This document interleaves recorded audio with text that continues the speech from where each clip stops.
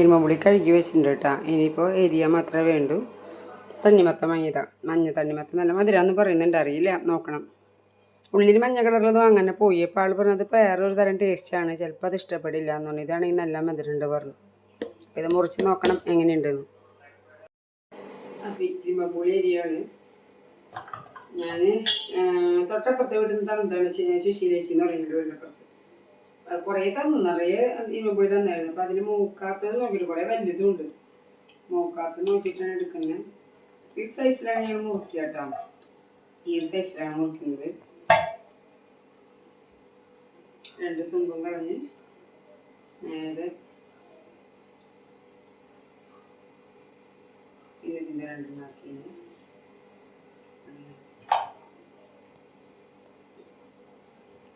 കേടുണ്ട് മതി.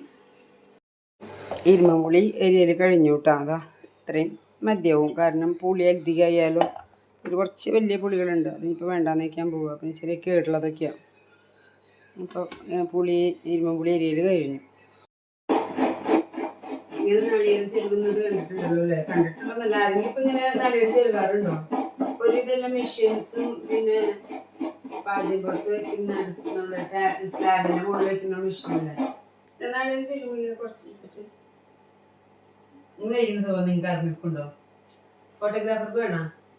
നന്ദുവാണ് ഫോട്ടോഗ്രാഫർ.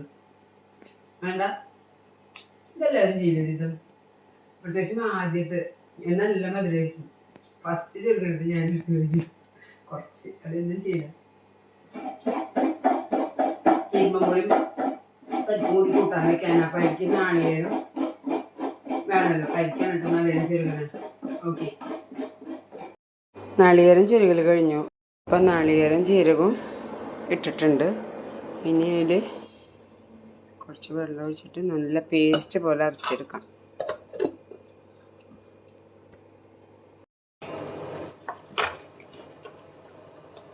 ഇരുമ്പുളി നന്നായി വെന്തിട്ടുണ്ട്. ഇനിയിപ്പോൾ നമുക്ക് അരപ്പ് ചേർക്കാതിരിക്കും. അരപ്പ് ചേർത്തിട്ട് കടുകും ഉഴുന്നും പരിപ്പും കറിവേപ്പിൻ്റെ എല്ലാം കൂടി മുളകും കൂടി വറുത്തിടണം. നമ്മൾ അരപ്പ് ചേർത്ത് കൂട്ടും. അരപ്പ് ചേർത്തിട്ട് നന്നായി ഒന്ന് ഇളക്കിട്ട്. ഇപ്പോൾ കൂട്ടാനിൽ നല്ല വെള്ളമുള്ള പോലെ കുറച്ച് കഴിയുമ്പോൾ അത് കട്ടിയാവും. കാരണം അരപ്പ് ചേർത്തിട്ടുണ്ട്. അതൊന്ന് ചൂടാവാൻ വയ്ക്കാം നമുക്ക്.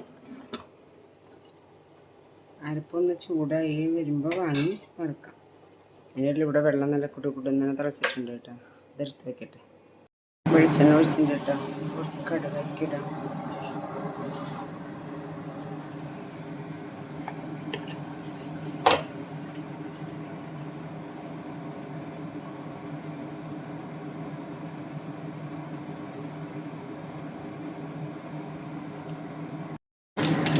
പൊട്ടി തുടങ്ങിയിട്ടുണ്ട്.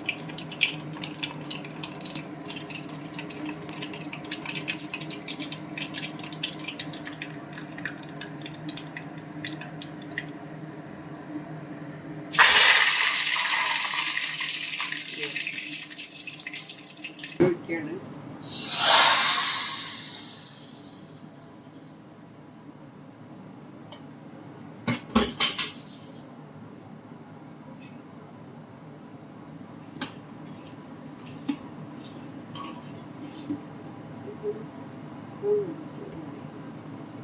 കൂട്ടാൻ വെള്ളത്തോട് കൂടിയായിട്ടാ.